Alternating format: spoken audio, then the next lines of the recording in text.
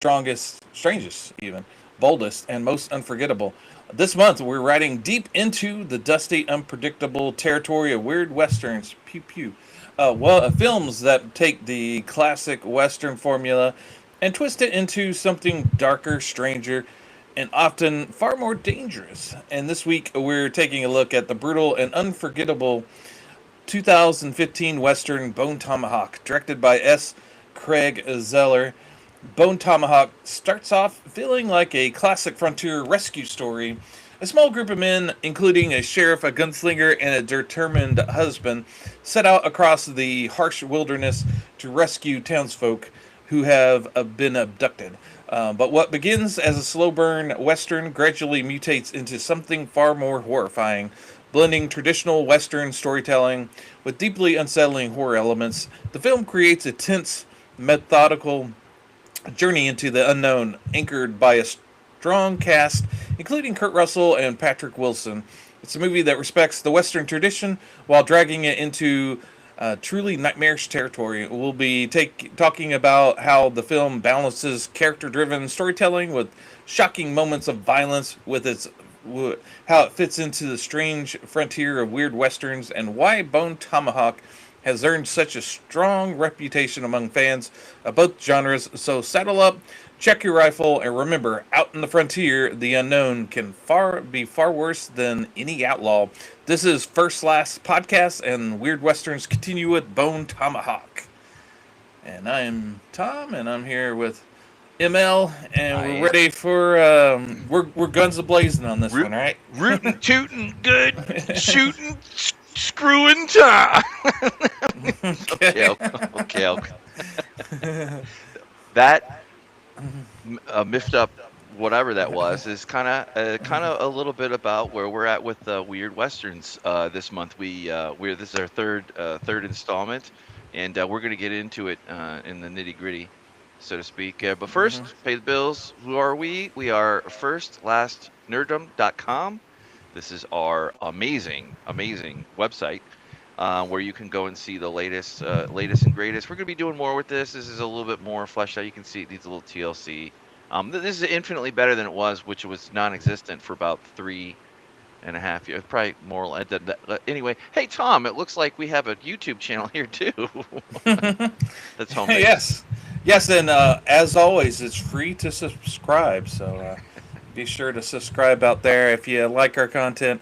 And we try to go live. Sometimes it's just recorded, but we go live Sunday or Monday every week. So check us out. We're talking about a movie that we dig.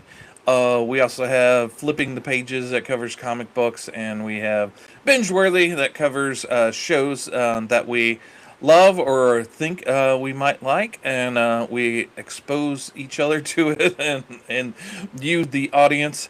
So check us out. You might like us. We dabble in sci-fi, horror, fantasy, sometimes westerns, as we are currently. We like we like noir. We like giallos. Anything you can nerd out on, we try to sample. All right, and then we have some social media presence. I'm in the old subreddits. I try to promote us where we can there.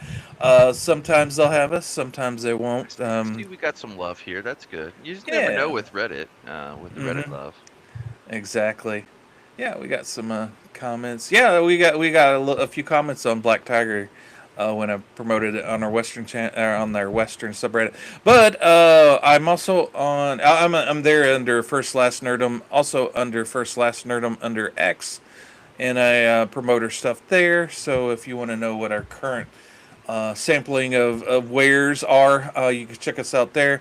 Mike, you have your own social media as well. Yes, sir. I too am also on the X at Sophie King Jewish underscore. I am ambivalent about X.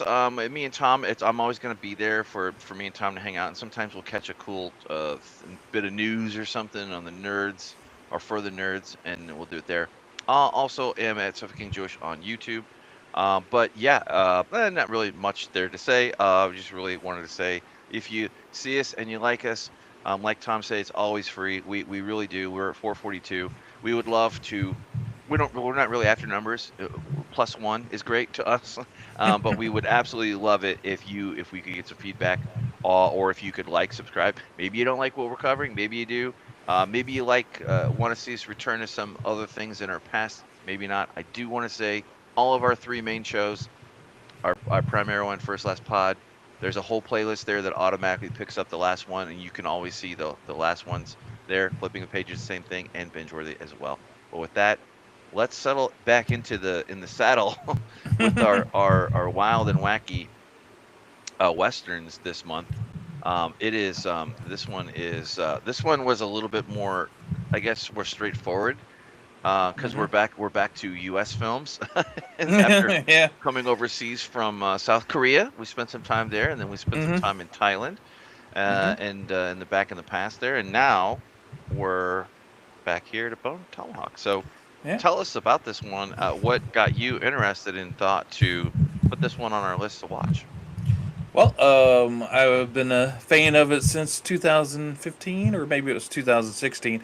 Whenever it came out, yeah, it may have got out to the theaters here. I don't know, but I heard about it, and I think more than likely I heard about it on a horror podcast that I listened to. I'm sure that's it because I had a hankering for it, and I think whenever it became available to rent on um, the old Amazon. I saw it, and it was there for rent, but for a few shekels more, you could own it. So this was one of the few digital ones where I went ahead and threw a little extra money to own it. So it took me a little while. I only recently, just a week or two, picked up the Blu-ray for it because what I picked it up on digital, and I kept thinking, well, surely this movie is good enough for someone to pick up and do a nice edition 4K, a deluxe edition. But 10 years later, still a little over 10 years, still nothing. So I guess I'll go ahead and get your basic bitch Blu-ray. But hey, it does have a little 10-minute making of 30-minute interview that they did at Fantastic Fest when they premiered it, and one deleted scene that we'll talk about much later because it's a little addition at the end of the movie. So we want to keep things a little bit spoiler free. Yeah. Nice transfer for a Blu-ray. Very nice. It's a beautiful looking movie. But yeah, so yeah, I had heard about this movie, was definitely on my radar. I watched it and was thoroughly enjoyed it, and I've been looking forward to discussing this ever since we created this podcast. I think I kept teasing Mike that I was going to throw this at us at one point. So yeah, I got really into S. Craig Zeller, and he actually has written a couple of Western novels as well that we may touch upon. But yeah, what was your experience coming into this? Yeah, I don't have too much. Like I have. I mean, I was unaware of this one, and I apologize. Okay, horror. Apparently, I have horror genre cat who wants to do that in the show. Anyway, let me fix my screen here as it goes. Good Jesus H Christ, why can't you work with me and not against me? Anyway, I have no. I was unaware of this. I'm always in for a Kurt Russell flick, new, old, just like I am in for just about any other Mel Gibson one, as it goes. Yeah, when So it I, comes to Kurt Russell, it's like a lot of stars. You go, okay, that was that one movie that you love that they're in. But with Kurt Russell, there's so many to choose from, and depending on your mood, you might pick one over the other, or depending on your mood, you may have to. You can't decide. The guy's done so many great movies. I mean, heck, he's White Earp, so if you're going to do yep. Western, you might want to pick up Kurt Russell if you can.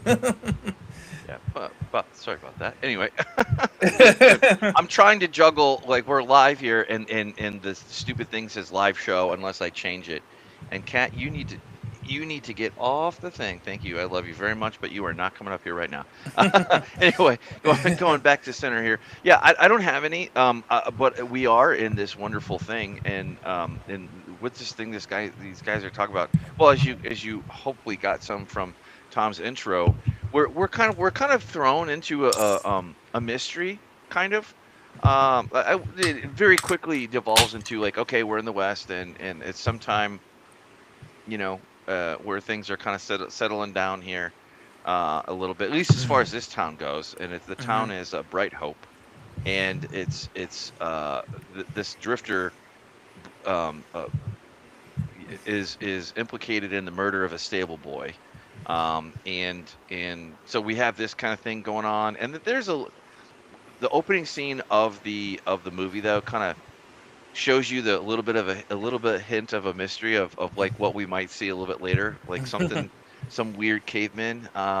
This you don't know what's going on. You kind of know, you open with these people, these near dwells, you would assume, and they're Cutthroats, yeah, cutthroats, yeah, bandits, cutthroats, yeah, cutthroats, drifters. Yeah, go ahead. expertly played by character actor Sid Haig. Unfortunately, he's no longer with us, but yeah, you may Thanks, be buddy. familiar. May be familiar with his work with Rob Zombie in a lot of his movies. But Sid Haig, it was a veteran for a lot of television and exploitation movie work. But Very yeah, it neat was looking guy. yeah, very very striking. And then so he's sort of like the old guard, and David Arquette is probably like one of our newer character actors that creeps up every once in a while. So it was nice to see those two together. They had a very good chemistry together. That's a sign of a good movie where you have these two characters that are almost throwaway characters. You only see them for a little bit, but you kind of you quickly understand these characters. You know who they are. They're really bad hombre. Well, they may not be the smartest, but you can tell that they are they're bad guys. With but they're humorous, and you want to know more about them. But yeah, they run upon these Indians or something. They're made up. Kind of see this like almost like what you would see like the old stone whatever's in the, in the out west, and you see the big things and the markings, and obviously some kind of ritual kind of things going on. Burial ground, maybe. Yeah, but unlike all the old in the old past, this one is very alive, and and we're these guys kicked over an anthill literally. Yeah. They desecrate the burial ground, and nothing good comes of that. But yeah, it's someone pointed out it's reminiscent of it may be a tribute to the graveyard in Pet Cemetery, that old Indian burial ground in Pet Cemetery. So maybe modeled after that. But yeah, so and then so this happens, and it takes place 11 days later, where David Arquette shows up in town. Kurt doesn't pass the sniff test when it comes to the sheriff played by Kurt Russell, and he gets thrown into the local jail, and then the mystery starts when the next day, him, the lady doctor, and the deputy shows up missing with the dead stable boy. So and the local professor, local Native American, they check with him, and he says that that's the work of the Troglodytes, these evil Indians that live up in these caves, and they're probably up to no good. Maybe cannibals, maybe not. But yeah, and Kurt Russell, the sheriff, decides him and the husband of the woman that was taken, they're going to go off, and Matt Fox, Bruder, decides to join, in the auxiliary deputy or backup deputy Chicory decides to go on as well. Now, one of the things I was kind of struck with, there's a lot of dialogue. a lot of interesting interplay conversations between the characters, but equally as important is the what's not said and what's told in the body language and the looks, because you could tell when the sheriff was getting deciding that he's going to go out, and that obviously the husband was going to go out as well. He knew he has this deep seated thing that it's a suicide mission. So he basically was saying, "We're going to go." I'm duty bound, and he has to because it's his wife. But yeah, he's trying to imply that this is sort of a suicide mission without saying it, Yeah. and he's pushing back on Chicory about him not going because he doesn't doesn't want him to die, and then no one really cares if Bruder, Matthew Fox. You get the sense that no one really likes that guy. Hmm. Yeah, yeah. That Matthew Fox character kind of is this guy. Is this he eligible guy. He's the able-bodied man. He's not the idiot. He's the Mhm. sharp deputy, and related to the old rundown kind of. I guess Well, he's not even a deputy. He's just oh yeah, that's right. a Yeah, yeah, well-to-do no, guy around town. yeah, yeah, Yeah. yeah. That's right. Yeah, yeah. He just gets and he has some kind of a moral duty, constitution. He's not like a whatever, but he doesn't really play a super huge big part. But he does set the stage for. He is a tent pole for a couple of the things when they go out on the party, or out on the posse. I guess would be what you would call it. They scare up a posse and they go in. I was just thinking about something else too. Um, Patrick, well, I agree. I want to echo that. Well, you're 100% right. All of the actors and actresses on this, they had chemistry, and they worked really well together. You believe them. Sometimes it got a little like sometimes the exposition maybe was a little bit longer. I enjoyed it. I think it served the thing as a very very good pace thing. I found myself because it's not quite I mean, it is a Western, technically, and it's horror too, but I found that overall it was funny because it played with you from the standpoint of it. What did I wrote down my notes here. Well, I'll look for it here in a second, but it it it it gives you a little bit of an indication that it's not quite a Western. Um, and I love that it takes it in a way that like where it also doesn't quite show you that it's 100% horror film either. It No. it it it shows you just enough. It shows you like all the wrong parts of the western and elongate them, but it's still a western. You still see that, but also the horror. You may think you know what's going to come, but I didn't know what was going. I mean, you kind of know like there. Okay, there's a jump scare coming here, but even for the horror parts, it had a unique way. It had a very slow a slow drawing punch to where you think it's going to hit you and then it hits you in another spot and then either way, whether it's trying to be a western or trying to be a horror film, as you're into the story and the adventure begins, so to speak, and the horror, um you got um yeah, like I was saying about Chicory, the older deputy. He is like the uh like he's kind of a cross between you remember Mayberry, uh what's the guy's name, the dumb guy, the slack-jawed fucking guy, in Mayberry, with You talk with about the deputy or yeah, yeah, yeah, the yeah, yeah, yeah, the deputy. Barney Fife. Yeah, Barney Fife. Yeah, yeah, he's kind of like he's kind of like a Barney Fife. He has a little bit of comic relief. He's not, but Barney Fife. But he's also kind of this sweet old kind of.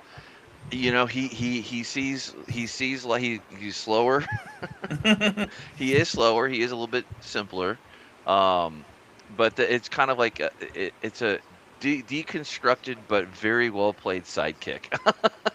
Right. I'll put And it that way. Like that's it, and it's so enduring, and that's just like one small aspect.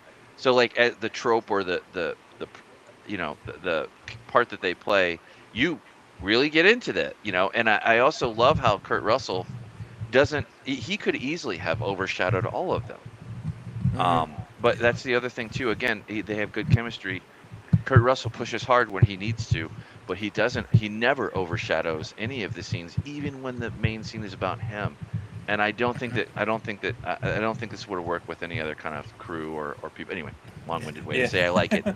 Yeah, yeah, and Chicory is played by Richard Jenkins. I love the dialogue in it is amazing, and It is. It's great. even though yeah, Chicory kind of he comes off as kind of simple, but he does have some killer lines like when Patrick Wilson who plays Dower in it. Asks went on when Bruder had killed the two Mexicans. Chicory says, "Mr. Bruder just educated two Mexicans on the meaning of manifest destiny," which, yeah, it's a clever line. It is. They had a It- lot of those too. They had a lot of them. Yeah. Mhm. And you were talking about how the Sheriff Hunt, doesn't overshadow, and yeah, he's kind of a subdued guy. Someone asked Kurt Russell how this character got along with White Earp, and he said, yeah, they would probably get along all right, and White Earp would have respected him, but he wouldn't have been wouldn't have been flashy enough for his liking. That yeah, Hunt much more laid back, lets things kind of play out, and then only steps in when he needs to. Yeah. And when he does it forcefully and quickly. You know, like there's a point where Dower he's got a busted leg, and that plays a big part of this movie. And you know, His dialogue was really good. It was really yeah, good. Yeah. yeah, and and Hunt was afraid that he was getting doped up on with and wouldn't be any use to him, and he needs to take his dope away, and yeah, they do it in such a quick succession, and just kind of plays it out to where Dower that's his only choice is to give it up, you know. And I love you could see why he was such a good sheriff and was able to run this town as efficiently as he does. And it also when the David Arquette's character Buddy shows up, and's up to and Kurt could sense that he's up to no good. In his conversation with him, he quickly shuts the guy down and finds out the root of this guy. You know, ends up shooting him in the leg. Yeah, he instantly knows he is. It's so funny because not only does he use it, he understands his people around him. He is the quintessential sheriff that you would want to have in a western town. He knows every square inch. He knows all the people. He knows what buttons he can push. He knows what buttons he can't push. He knows when to push them and when to not to push them. And you can tell that a lot of people respect him. Even the guy that was going to go for his gun, that he just wanted to have a talk with him and say, "Hey, buddy, what's up?" And he was like, and the sheriff said, he gave him a very clear warning. That's the other thing too. He not only does he give you a warning and tell you that he's gonna, he's gonna he's gonna pop you in the face if you don't listen. He's gonna do it. He always follows through on that. And anyway, it just goes to show that he played it very well. I would love to see, just because I love the chemistry of it, I would have loved to see a little bit more out of this. Obviously, we're not going to get into how it ended, but there's some, they do prequels and stuff like that all the time. Like, why not? I mean, but anyway, it was a very good. It was comparing it to the two other ones, like where we had the good, the bad, the weird, and we had Tears of the Black Tiger. This one is like so much more well-grounded, I think, because we know what to expect. And even then, it perfectly subverted my expectations because, again, it plays along like it's a Western for sure, but Yeah. not quite how you think it should be or how it would normally go. But it doesn't leave you that it's like Alien. But at the same time, it does the horror thing, not quite like a horror film too. And where you arrive at with what you're seeing on the screen is compelling. And then, and honestly, it makes it more scary. Yeah, Yeah, it's like the first. You'd almost kind of compare it to From Dusk Till Dawn or even Sinners Mm, because it's got like that first half of it does. drama, second half of horror. Which this movie is actually more of 2/3 western, and then Yeah. the last third is creeps onto horror. But the thing with say maybe Sinners and From Dusk Till Dawn, it's almost jarring how it switches from one to the other. It does it really quickly, so it kind of whips your head around a little bit with how fast it goes from one genre to the next, or from one thing to another. But this movie, it just kind of creeps into it and just does it quite slowly. And when the violence happens, it's quick and sudden, but I didn't have the same jerk reaction. It doesn't feel like it's out. You're switching almost switching gears, so to speak. It's just kind of maybe revving up. It's sort of like a slow, because they do it in a very gradual way. Yeah. The menace kind of creeps in and slowly until it gets to the point where it's overwhelming you, but it wasn't sudden. You knew it was coming. It's that kind of dread just sort of builds and builds, and I think that's to the benefit of this movie. Because yeah, it's pretty straight western for the most part, and but it's not shot like a western. It doesn't look like a Sergio Leone movie, or a Sam Peckinpah, and that's intentional. He the Zeller says that he respects those directors, but his inspirations as a director are more indie movie style, like John Cassavetes, Larry Clark, Carway,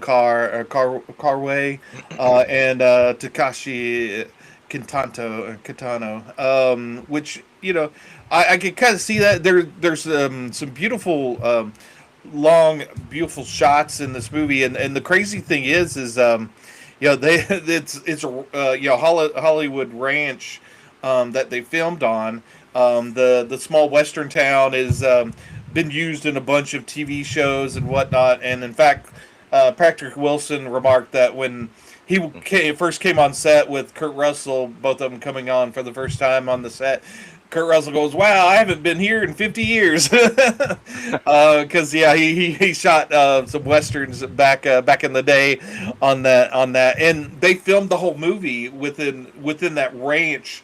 So even though it looks, it feels like they were traveling all across, the vastness of this plain. It's all takes place in a relatively small area, Yeah. but they were really good about using the scenery, and the whole movie only cost $1.8 million to make. Really indie movie, obviously. Kurt Russell and most of the actors probably took a big pay cut in their usual pay salaries, because 1.8 million probably wouldn't even cover Kurt Russell's fee on most of his movies. But Wouldn't cover his toenail. Yeah. yeah, so Dead yeah, it's toenail, by the way. a Yeah. yeah definitely a passion project. Yeah, and in fact, the Zeller, he spent most of the 2000s writing scripts, and he sold a bunch of them. That's sort of what he kind of lived off of writing scripts that never got made, but he wanted to make a movie. That's Right. when you write scripts, you want to see it. And also he watched like a festival of westerns, and watched 19 western movies in a row, and he decided that he did write some western scripts, and he also wrote a couple of western novels. I gave you the links for their a That's couple of right. the Goodreads Yeah. to promote, and I We'll think grab 'em. and so he was looking to he wanted to make a horror indie horror movie. He wanted to make a movie real cheap. Yeah, that's one of the novels. I bought both of them. I haven't read them on my Kindle, but I'm looking forward to maybe reading those. So those people out there that wants more westerns by this guy, there's those. But yeah, he was wanting to make a movie, and he thought the best movie to do on a low budget is a cheap horror movie. And then one of the producers that were going to go in on getting this movie made. He suggested a western, and in fact, that one book that you were spotlighting, the Wraiths of the Broken Land. He suggested him making a film adaptation to that, and Zeller knew that book would cost too much to make as an indie movie, so he wrote a movie instead, a rescue tale, which became Bone Tomahawk. And actually, one of the things that pushed Kurt Russell over into doing the movie was he read Wraiths of the Broken Land and loved his characterizations so much that he wanted to work with the guy. So, and I'm sure with Kurt Russell tied to the project, that brought a lot of different people that maybe wouldn't have came, because obviously Zeller wasn't a name at that point, and this was his first directorial debut. Yeah, Debut. he has a masterful understanding of dialogue, and his Uh, dialogue style is it may be criticized as being too slow or conversational cul-de-sacs. I don't get that at all. And what I was going to say was like this goes into uh, the at the beginning of the film. He has the corn soup conversation where is the that's your first introduction to Chicory, to kind of who this guy is. Like, bumbling, is he a bumbling klutz? Is he a goof? Is he goofy? Is he like, is he competent? Kind of a little bit of all of the above. You kind of get this thing. I could see where that would be painful for some people, maybe. But it is the exact opposite of what you would expect in a horror film, or a western for that matter. I mean, western, you have a little bit more leash with that. But you can tell he's a novelist, and he knows the written word, and he understands how that interplay between the people and between dialogue can push the story forward. And damn if it doesn't, because every single time they have this, and normally, like, if I've gotten annoyed by dialogue, I will be the first one to admit when I do.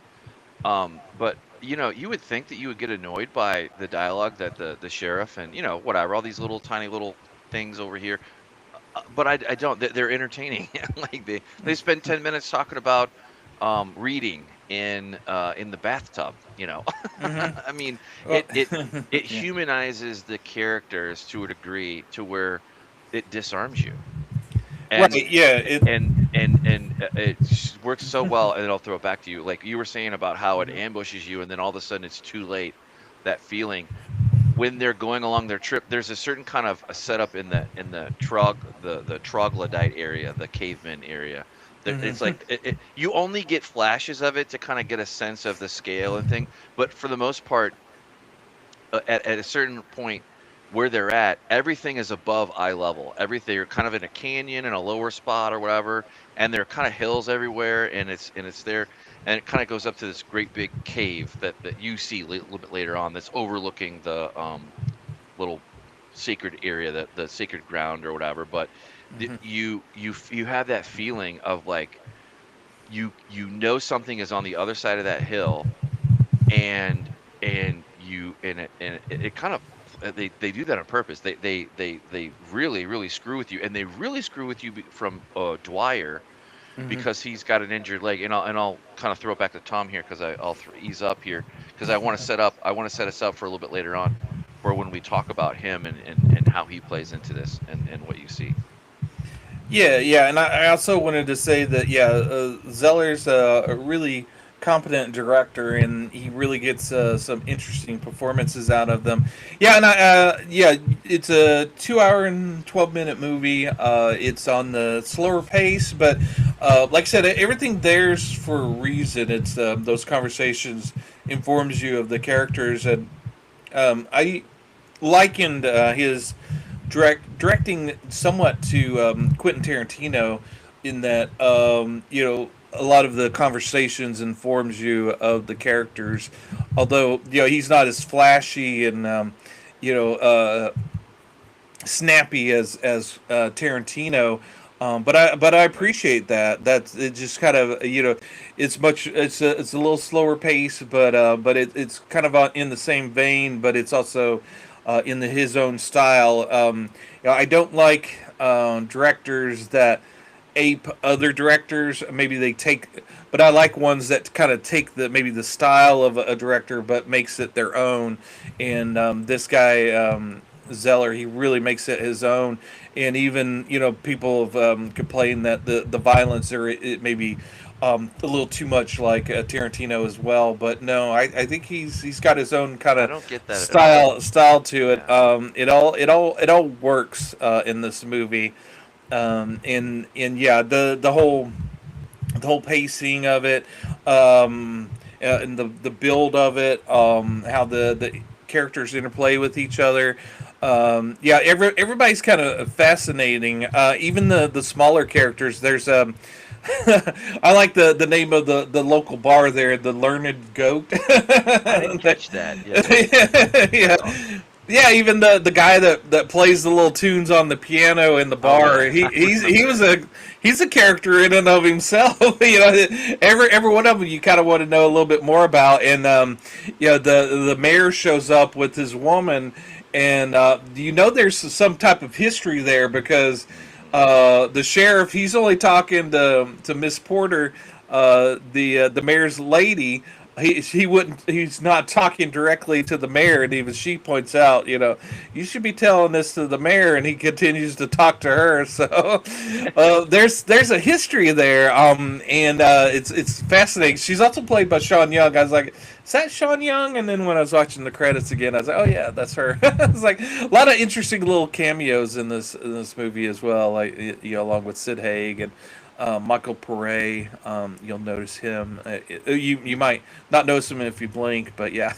You can tell that from the get-go, this movie was absolutely made by professionals. It may not have had the biggest thing, but every single Hmm. one of these people showed up and they did their thing. And I love seeing Richard Hmm. Jenkins as Chicory. Um, Hmm. I fell in love with his character. I fell in love with Kurt Russell's character. Even Arthur. They're playing the understated kind of determined man, determined woman kind of thing, but Hmm. they don't overblow it. They don't wear out their welcome. They perfectly time their performances and whatnot. I get it, 2 hours and 11 minutes. Maybe it's a little bit longer, but you know what? It waits to dole I out the wasn't story to bored. you. I was never bored. No, I wasn't. No, I wasn't either. And I was actually I had put it on for a rewatch, and I kind of let it go in the background, and I remember like, oh man, I don't remember this so well. And then I kind of like, okay, where am I at? Okay, good. Okay, all right, I'm 45 minutes in. Okay, I got a whole okay, awesome. Because it where other movies kind of are wrapped up and done, and created a shittier movie. This one is just getting started when those wrap up. So I'm all on board for this. It takes its time. It doesn't abuse it. I don't think that it disrespects the user's time for the time that you put into watching it. I was entertained the whole way through. And I was going to say too, a little bit to kind of compare and contrast. We had three very unique movies. you know, Yeah. I think this one is easily more accessible than the other two. Hmm. But the good, the bad, the weird is probably the next best. And then Tears for the Black Tiger. That one's a little bit more obscure, even for us. But you don't know it until you watch it. But each one of them kind of used for this one it was sound. I think it used sound very well. Hmm. And because there's a constant feeling that you were in a Western film. I don't know how to put it other than that. Like Right. where you're, Well, you yeah, know, and it doesn't have that. It doesn't use music as a crutch. There's not a whole lot of music in this. really. A lot of it's just the quiet of the planes, but also it's the quiet of the conversation. It's yeah. There's like there's a sense of them being alone out there, with bandits and aggressive animals, predatory animals, out there. So there's like a peace and calm, but there's also a layer of tension that's there as well that they know about, and they make us aware of it as well.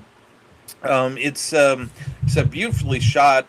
There's he Zeller says he intentionally didn't do a lot of close ups. A lot of it's a little further back, because he said that modern movies has a tendency of doing a lot of close-ups, and you kind of lose. You need that body language there to really inform you of the characters, and only in like real intimate moments do you want to get in close up, because that's the focus shifts in real life, where it becomes much more close. But yeah, yeah, it's a and with the troglodytes, they're fascinating. One of the things they keep asking in interviews, Zeller, yeah, are these based on real Native Americans? Or is this how much is this true? And he kind of plays coy with it, but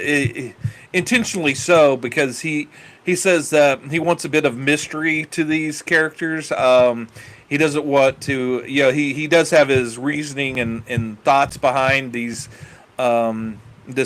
group, this tribe, but he doesn't want to explain it all, because that takes away the mystery of the movie, and he wants that little bit to be playing with your mind, so that the movie stays alive with you long after you've seen the movie, kind of speculating what these this tribe was, and what's going on with them. Yeah, I was gonna say too that they use the sound, and you kind of this isn't really giving anything away, but there's a whistle. There's like this weird, not even weird. It's haunting. It's on purpose. It's like Hmm. what you would take for like if you're out camping and you hear the animals or whatever, you hear a wolf howl in the back. It's like that, but it's much more than that, and it creates an alien kind of feeling anyway. So it's meant to do that, but. It's funny because you don't know anything about these troglodytes. You know nothing about them other than like even the Indians look down on them as Hmm. apart from them. They don't claim them. And even and then there's one particular scene, and I'm not going to spoil it, but there's one particular scene like where it's confirmed that whatever these guys are, they are not human. They or the humanity that they once had completely left them, because you can kind of see how you kind of see a little bit into, I guess, caveman troglodyte life. I don't know how to put it, but it's not much of a life, but you do get a little bit of an insight into their culture, so to speak. And you get there's a good chunk of the movie like where our heroes are no longer heroes, and then oh my god, they're really they are really they think that they're the ones out there hunting and searching for the thing. No, no, no, Yeah. no, no. Not true. Yeah, and if you want to get more sensational, the last third maybe probably has a less to do with westerns with maybe Texas Chainsaw Massacre, the family from there, or even or The Hills Have Eyes, these inbred I, sort of. I will say this. You know what? It touches it. It's so subtle. You never see it coming. When it does encroach on and roll up on into just for a split second, then it pulls back. We watched this within the last couple of years. You challenged me to Terrifier. So it's not. Hmm. It is nowhere near that level at all. But there is a scene that I'm reminded of that happens that, Yeah. that you see that you're a witness to, and they don't spend too. They spend enough time on it, not too much. But I will say this, Tom. I think I know where Mr. Hanky, the Christmas poo came from. I will just say that because it is remarkable and it will stick with you. Not quite as bad as Terrifier, but it'll stick with you. So you can just see the barbarity, and they're cannibals. That's not miss anything. But that adds to their alienness. That they're so far beyond humanity, or devolve from it, I should say, that they eat that humans are prey, and they're the apex predator, and you're kind of seeing this, and they're unfortunately for these Bright Hope, these people, in addition to the normal shenanigans that they have to deal with, they're running into this very, very bizarre. It just definite heavy feeling of a supernatural a little bit. Maybe not right off the bat, but it only creeps up until it hits to where it goes. But I'll leave it Hmm. there, and then throw it back to you. What did you think of the character development for Chicory, particularly because he seems to kind of be like the I don't know. He seems to kind of be like the innocent viewer in a way. But even though he's part of it, he's kind of us in a way. I don't know. What do you think? What do you think? Yeah, well, Chicory, yeah, he's definitely a character.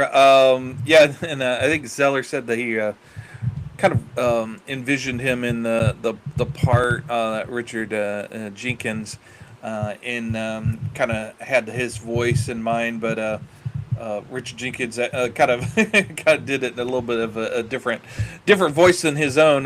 But yeah, he really kind of he also joked in the Fantastic Fest interviews. He said that they asked him the challenges, and he said, "Well, they made me older, but I was kind of disappointed. It only took him 5 minutes to make me look older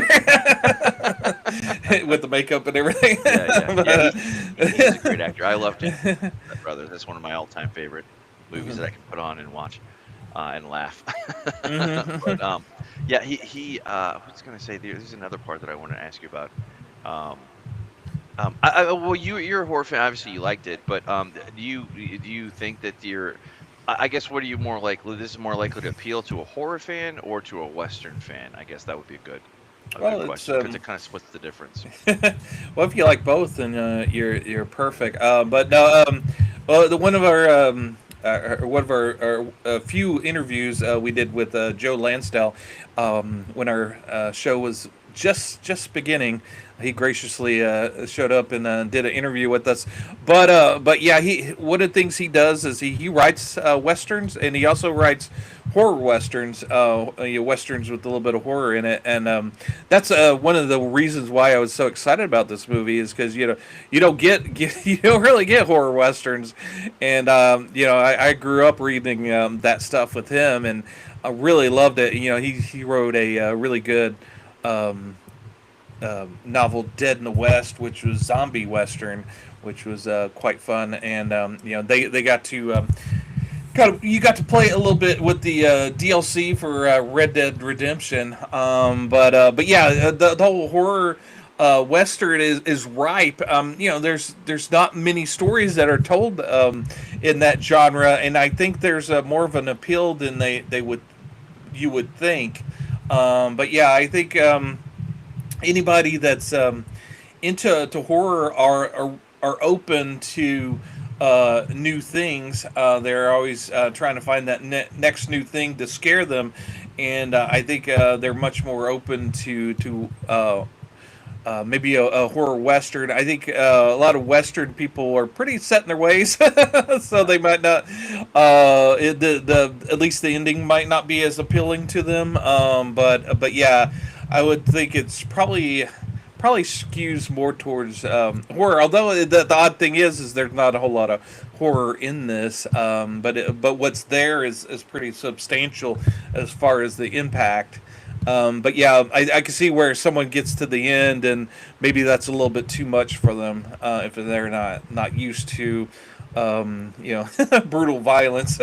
Although with the West, I mean you do there is a lot of horrible things that happen out there. So I don't know. I kind of flip flop, don't I? But yeah, I think if you're really truly into westerns and what that implies, if you're into Sam Peckinpah westerns and Sergio Oh, Leone, I think you're good with you, this one. yeah, you're gonna be just fine. Yeah, it takes it to a way. I was gonna say this to the sound If design. you're into more of the singing westerns like Roy Rogers and Gene Autry, but you probably there's not maybe a whole lot of them those fans left. So unfortunately, Yeah, I was gonna say too. While we do this, I think the Oscars are on, but so yeah. Woo! you. Yeah, yeah. As you can She tell looks from, good in that dress. yeah, she did. She couldn't believe that she did that. Like he She completely pulled said it away. Well, that. nowadays it's like he really wore that dress.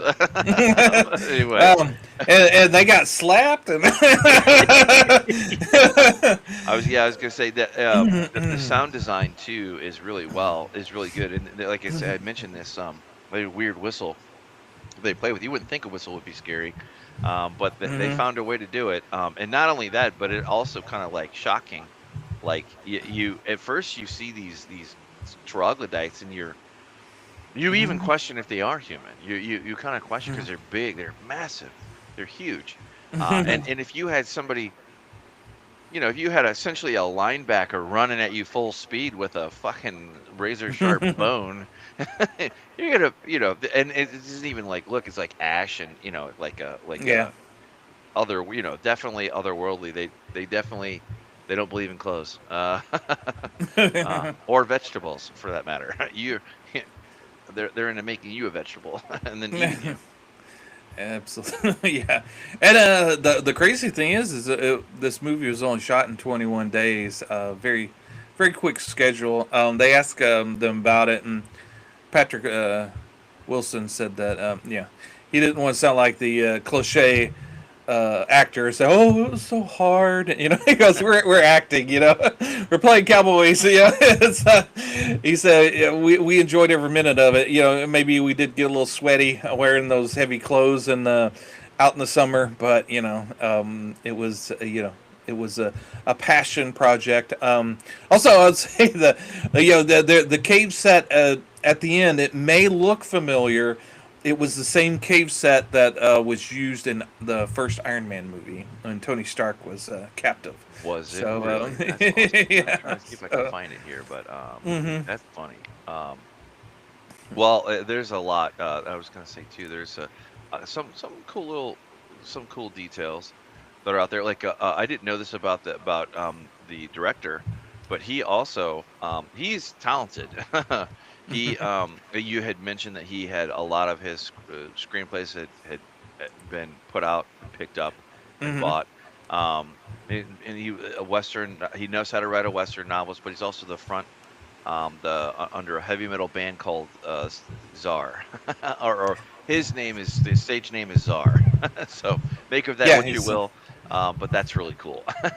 yeah. He mentioned that he was a musician. So yeah, yeah, multi talented guy. He does.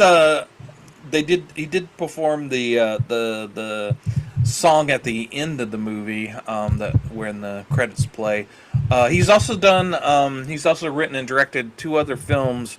So almost like a trilogy. They all come out really close together. Brawl in Cell Block 99, which is really over the top kind of exploitation movie. Dragged Across Concrete, which is sort of a real gritty movie as well with Mel Gibson in it. I think Bone Tomahawk is more of a crowd pleaser. The other Yeah. two movies are very very interesting. I think Dragged in Concrete maybe a little bit more appealing because it has Mike like I said Mel Gibson and Vince Vaughn in it, Right. and also Don Johnson. But yeah, I'm a big fan. I enjoyed all three of those movies, and look forward to if he does do another movie. I think there's one in the pipeline for him that the Bookie and the Bruiser. It looks like they're going to make his movie, his book into one as well. That I Wraiths of the Broken Land. yeah, I'm a fan. I know you are a fan too of him. Yeah, definitely so because you actually saw it when it came out, or were aware of it. Uh-huh. But I would love to. You know what? I've come across this dragged across the concrete a few times Mm-hmm. outside of us talking about films. So when I see it outside of when we talk about it, Uh-huh. even the ones that are like the dozens, hundreds of hours that we have offline, just talking and catching up and whatever. When I see that, that tells me that's a good movie. So, um, not necessarily one that we would cover per se, but I'm just saying that like it's I'm always on the everybody's should always have a list of things to add to obviously when it comes out. But this he is a phenomenal, and I want to go back and read some of his books, even though that's Hmm. not necessarily what I would necessarily reach for right off the bat. They're compelling enough to know if he knows how to write dialogue this good in a novelist he is a writer. Hmm. He there's certain things that writers can do that other directors they don't have that talent that they kind of right they get there, they just do it in a different way. But I it's a very delicate balance to like where I could see like where somebody maybe not as Hmm. patient as me, maybe would see they would just not be able to stick to the screen to see the finishing. You're rewarded too. It's not like it's a great thing. It's not like a happy ending kind of movie either. But there's a give and a take there. Nothing is nothing. It's kind of I don't know. It's a crash, a car crash, and you can't help but not look. That you can't. You have to look. I guess like even when it's disgusting and whatever. And again, a lot of that stuff is kind of like you kind of take it like they're. I mean, they do all of the brutal things that you can do, and the only thing they didn't do is like hanging. Like that's the only trope Western thing that they didn't do. They didn't do somebody hanging from a rope or being rescued from whatever. I'm just kind of setting it up. But anyway, great film. I really enjoyed this. Yeah, it's weird, and it's just I think it's the weird in the best ways for horror, and it's also in the weird in the best ways for a western too. Yeah, and I was looking at IMDb's little tags for what it is. And they included folk horror, which you wouldn't normally maybe It is goofy. think that, but yeah, it does make sense. I mean, westerns are folk tales, so folk horror does add up. Also, Kurt Russell was kind of at the same time was making the Hateful Eight with Tarantino, another western. So yeah, he was all western up in 2015. Also, Zeller is also a cinematographer. Oh, that's He right. did cinematography for a few movies, but he said that he kind of got out of being a cinematographer because you can make a movie look as beautiful as you want, but if the movie's not good, then it's not good. So he wanted to make good movies. So that's why he Absolutely. kind of got into writing and directing. But yeah, yeah, that's kind of the shame of Hollywood is you have these talented writers writing all these screenplays that go nowhere, and you hear I think there's like a thing called the blacklist Mm. in Hollywood, which is like the top 10 best screenplays that haven't been produced yet. And it's crazy that they have that, and these talented writers have these scripts out there that everybody knows is good, but just can't get made for whatever reason. It's kind of sad. I can see where a frustrated screenwriter would turn to writing novels to at least Right. get it out to the public so that people can read and appreciate what they're putting out there. But you know, with all the with all the evil AI and different things, maybe it will make it easier and easier for people to make movies and get their visions out there. Because who knows what classic movie we never saw because it just remained on a pile of scripts. Yeah, well, I mean, I was gonna say this one, this one is weird, and it's also strange enough. It has a cultural component that it touches on too. I think all of the three ones that we did too, it kind of hit you from a different perspective. For Tears of the Black Tiger, it was cultural tie or traditional ties and what you are locked into and what you Hmm. choose. Yep. The And good, careful who you fall in love with. yeah, that's true. Yeah, careful.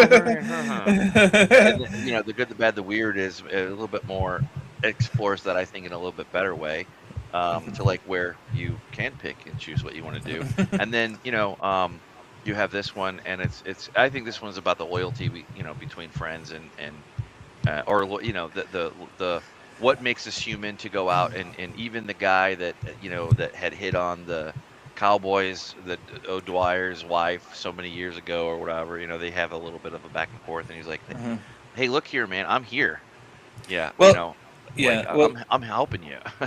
well, and I think this movie is all about duty, That's right. That's right. because the sheriff's doing it out of his duty as a sheriff, Sure. to protect his people. Chicory, the backup deputy, is doing it out of duty to his sheriff.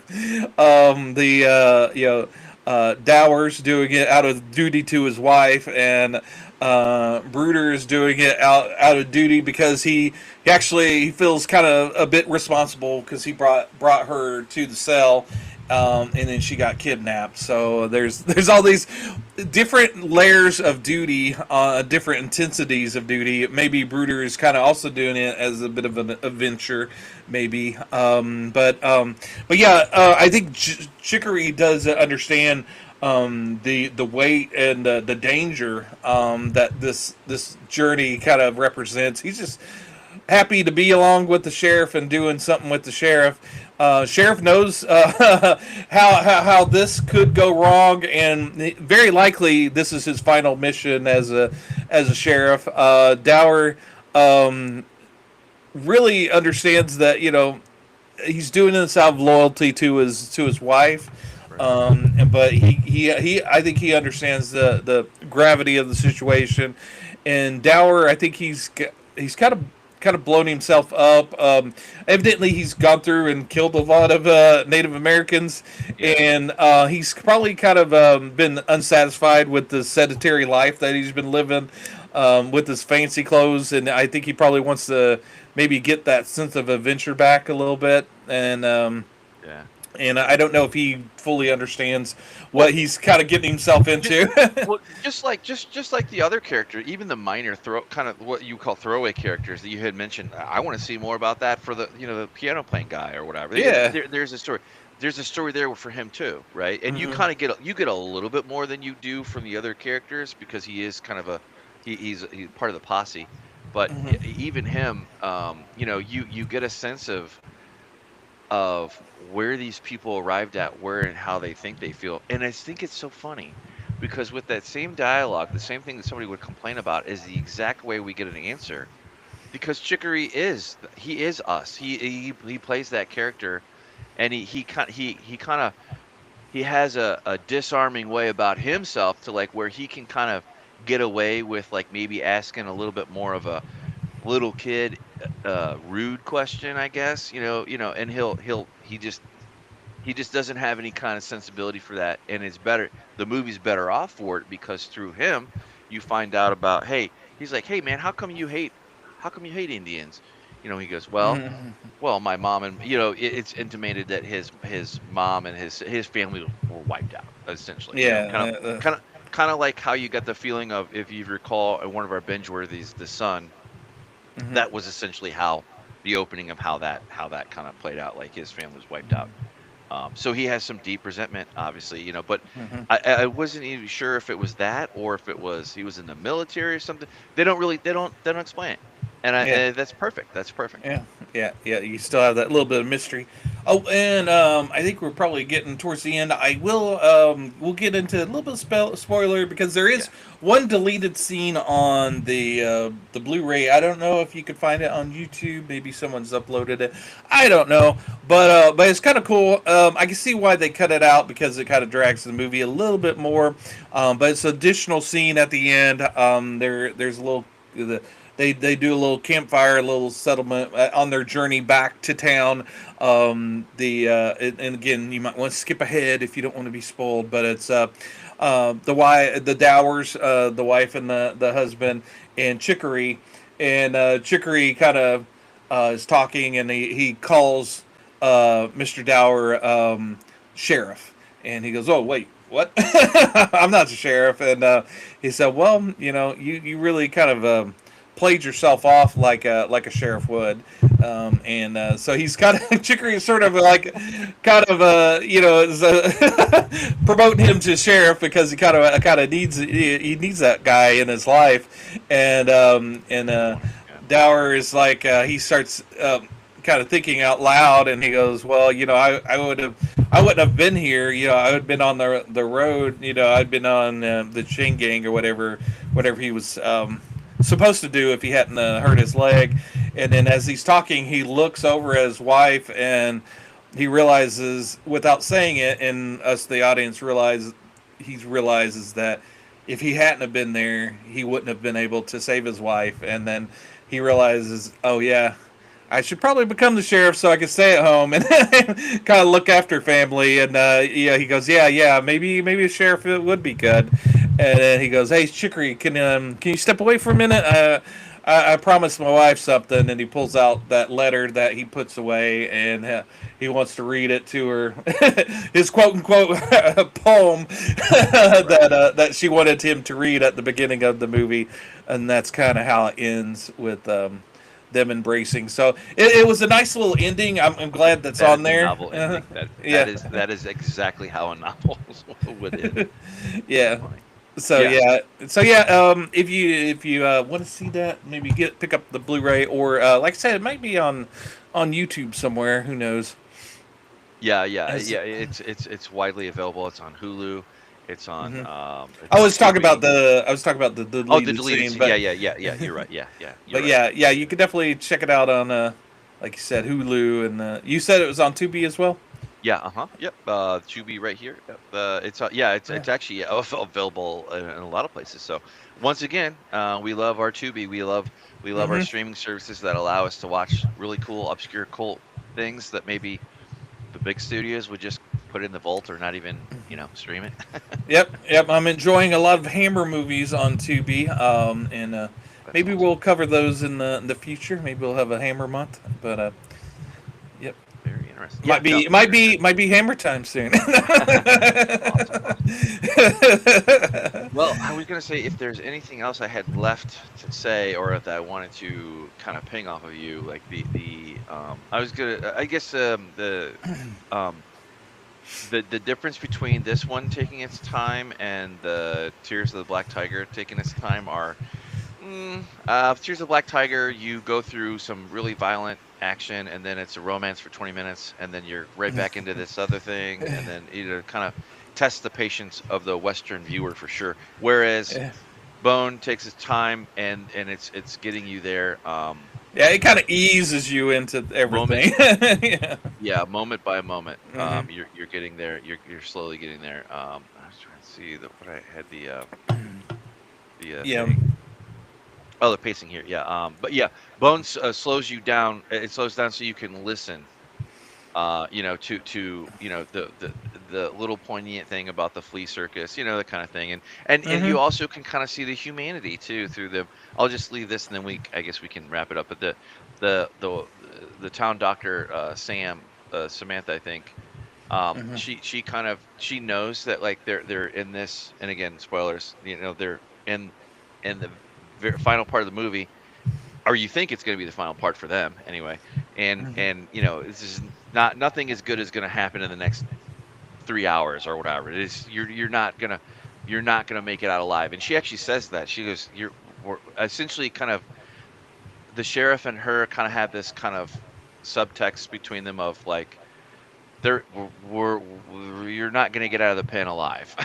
you know this is it. You can kind of see Chicory kind of accepting this, and a very, very good for bad. The doctor was like, she said, oh well, some of them do, kind of, to just kind of give that last comforting, what you would say to a man or a woman, to give Hmm. them a little bit of comfort, even if it may be not true. But Yeah, anyway, it's and just that's very. that's almost kind of in parallel with when the deputy meets his end in the cave. The That's true. the sheriff kind of walks him through it, and is there to support him instead of the average person would be kind of gasping in horror and not able to speak, but he's rises to the occasion. So it just shows you how strong of a character and a person the sheriff is, that he can rise above it and be there for this person during their most horrible time, to be there and kind of maybe give them some type of hope, even though they're they're meeting a dramatic end. Yeah, I wasn't quite sure where they were going to go with that. I was impressed by how they pulled it off. I was again, you see one, you kind of see this standard setup in a movie, and you think it's going to go something like, but anyway, it's shown me things that are you don't see as much, and or take its time in modern movies, like that just kind of rush, rush, rush, and I'm going to tell you every little thing about every other thing, so you know what's going on, so you don't have to look up from your phone. But anyway, I had a lot of fun with this. I think we're almost 1 hour 10 minutes. It's a really great show or great movie. I'm glad Tom found this one. I'm glad we watched it to continue our weird westerns month. Yep. Yippee ki I've been Mike, and I'm Tom. Watch out for those troglodytes.